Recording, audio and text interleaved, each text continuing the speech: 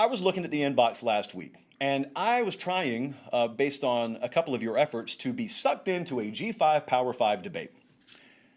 So I wanted to frame this up like this.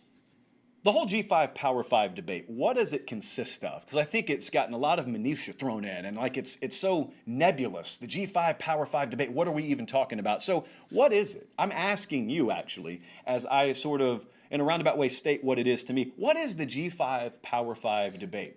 The answer is there isn't an easy answer because there are so many layers to this. It's very complex.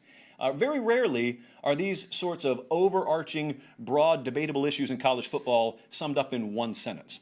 So tonight, I realized, because I was going back and forth with a couple of people this last week, I don't even think my ideas on this have really been properly characterized. Maybe I've done a poor job of it. So, hey, luckily they give me shows every week to where I can correct any kind of mischaracterizations. But I want you to just identify your own stance, and I want you to think along with me as we go through this. What is your stance? When I just throw out this intentionally very broad statement of G5 versus Power 5, does it mean anything to you? If it does mean something to you, and judging by my inbox and interactions, most of you have some thought on this. What does it mean to you?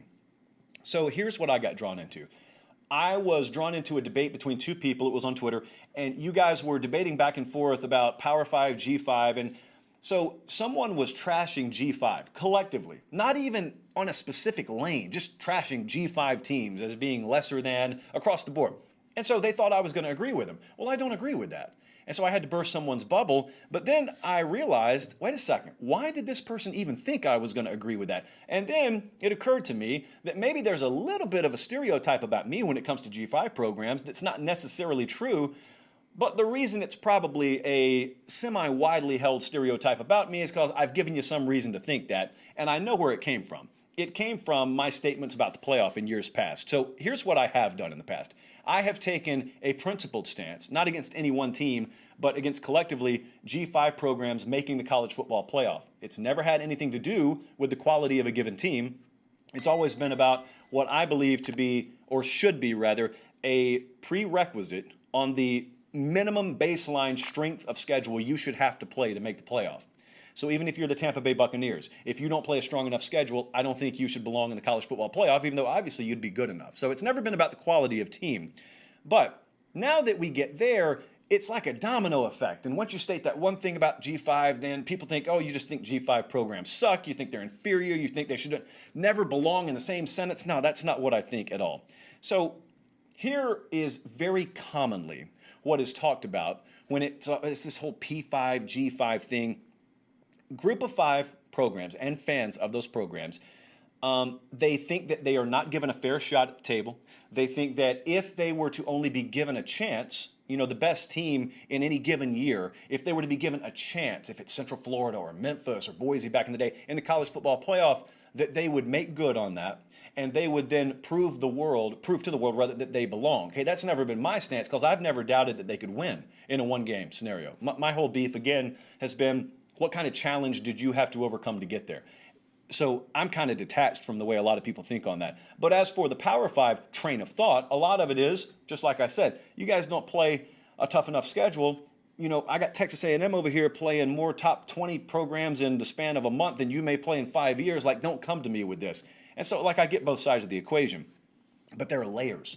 And as a result of those layers, it's a very complex situation. So I just wanted to state some stuff that I believe, and you can let me know, because I tend to believe some of you are going to have agreement and disagreement with me on some of these points. So here's what is not new, this entire debate. Sometimes it's characterized as something that is a product of the college football playoff era. It's not a product of the college football playoff era. I was thinking today about my earliest recollection of this debate, this loose debate in college football of someone playing a perceived inferior schedule in a lesser conference, and how do we draw that team in and the quality of that team, how do we interpret it against the backdrop of major programs from the Big Ten and the SEC. And I took myself all the way back to 2003. It was one of the first college football games I ever went to in person, and that was North Carolina at Georgia Tech. Shout out Reggie Ball. And Tech won that day. That's inconsequential. But on the way home, the people I went with, we were listening to the radio, and you know, scores are coming in from around the country. And TCU was making a run that year. TCU was ranked somewhere between 10 and 15 at the time. This was the year that we were going to have a split national championship. It was going to be LSU winning the BCS title. USC was in the mix. Oklahoma played for the BCS title. And so anyway, there was a push by some people to interject TCU because they were undefeated into that conversation. And I remember, I haven't even graduated high school at this point, and I remember already having a big conflict with that. Just ideologically, I had a big conflict with who I was watching LSU play and who I was watching Oklahoma play and then who I was watching TCU play. At the time, I think they were in the Mountain West. And so they weren't in a Power 5, quote unquote, Power 5 conference yet. And so I remember having a debate with the person who was driving the vehicle that was taking us home. And I said, they shouldn't be involved in this conversation. And then he said, why not? All they can play is the schedule that they're presented, and they've beaten everyone on the schedule. That's all you can do. So even back then, that debate was prevalent. And before that, that was my first recollection of it. But I just wanted to go down some notes on here, and I wanted to tell you where I kind of ping pong around on this stuff. I have always been against, as I said before, G5 programs making the college football playoff. Again, I'm not going to rehash this much more. Has nothing to do with quality of team, has everything to do with lack of quality of schedule, by and large. I think there's a lot of double standards out there, too. You know, for instance, like if I were to take Arkansas, you know, like last year, Arkansas would have probably been power rated in the, I don't know, 30 to 40 range. Let's just say 30 to 40 range on a Vegas power rating scale. If I were to have Cincinnati play Arkansas last year, if they were to have gone in Fayetteville and they were to have beaten Arkansas, it would be a crown jewel of their resume, and it would be treated as such, and it would be framed as Cincinnati went into an SEC West team's backyard and beat them, knowing full well that Texas A&M is going to play Arkansas, and if they beat Arkansas, which they did, you won't remember the game 2 weeks later. You certainly won't use it as a resume booster for Texas A&M. And that's called a double standard when it comes to scheduling. So I've always had an issue with that. Again, it's not anything against any specific team. It's just a general principle. Number two, here's where I start to differ, even with some of the folks in the group there that I agree with.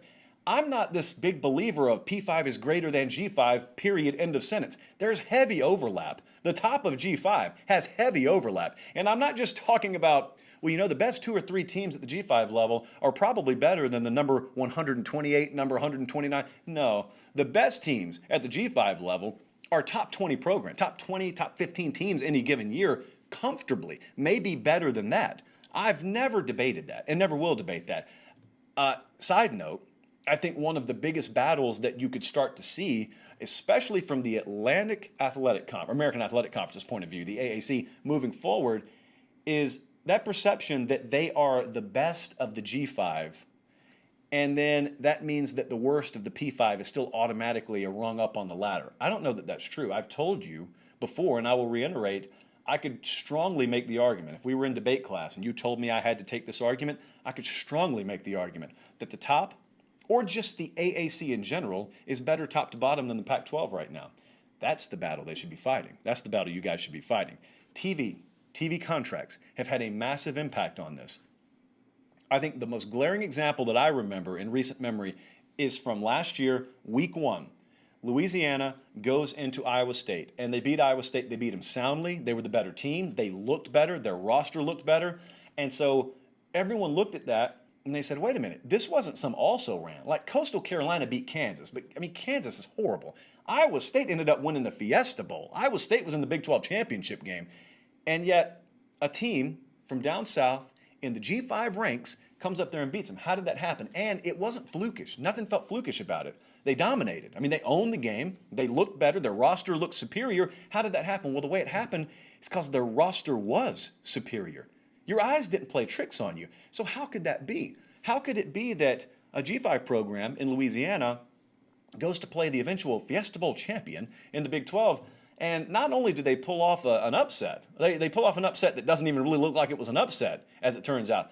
Well, they got really good players on the roster. That's how. They got players in the roster now they never would have had 30 years ago. 30 years ago, if I am from, let's say, Bossier City, Louisiana, and I am a 3-star receiver, and I've got offers, let's use these 2 programs from Iowa State and Louisiana. Well, I know that chances are there are very few opportunities for me to go on national TV at Louisiana back in the day.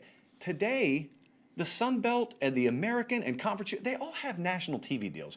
All your games are on TV. Every one of your family members can find you virtually every Saturday. You get multiple opportunities to play on national TV. And so now that scale is balanced out. And now that basically you having to get yourself in front of the appropriate eyeballs is no longer something that you have to play for a major team to do, well, all is equal, I want to stay home. And a lot of kids in the South now choose to stay home.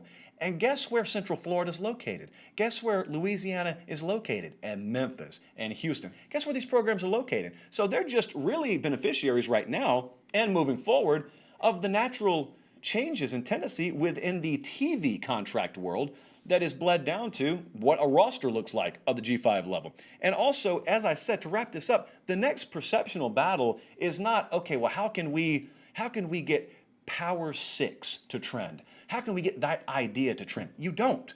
You can talk about it all you want to. You can hashtag it all you want to. No one cares about that. Really, when brass tacks come around, no one cares about that. What you should do is you should invest a lot more time saying, hey, keep your Power 5 moniker. And I don't care who's got a TV deal with who, and I don't care what kind of representation you have at a table versus us. Look at our quality of product and look at the Pac-12. Forget just the top. Who's better, the 6th best team in the Pac-12 or the 6th best team in the American Athletic Conference? That's the conversation I'd be having right now. And if you think, let's put my principle stance to the test here. If you just think that this is a G5 thing, I would invite you to think again, because I'll tell you right now, it is March 7th. I'll tell you right now, you can take the Clemson Tigers schedule this upcoming year. If they don't beat Georgia in week 1, I got to see how the season plays out, obviously, because unforeseen things can happen. Teams that I don't expect to be good could be good. But if it were to play out on paper like we would expect it to, there's a distinct possibility that I could be sitting at this desk come December. If Clemson loses week 1, their schedule, to my eyeballs, does not rise to the level of meeting that minimum baseline requirement. What I'm telling you is I could find myself making the exact same argument against Clemson making the playoff as I am right now about G5 programs making the playoff. I don't care. It's all about the standard, the schedule standard being met. And if you don't meet it, you don't meet it. That week 1 game, like Georgia can lose that game and still make the playoff. They'll have plenty of other chances. Clemson, for all we know, if the ACC doesn't collectively rise to the level it needs to, Clemson will probably still make it. Let's be real with each other. But it could be over my protest. Let me at least say that. So all I can control is what I think. So that gives you an idea of how many layers there are to this whole G5, Power 5 thing. It's not as simple as, oh, who's better and who's worse. That's not the way, at least in my mind, that's not the way this works.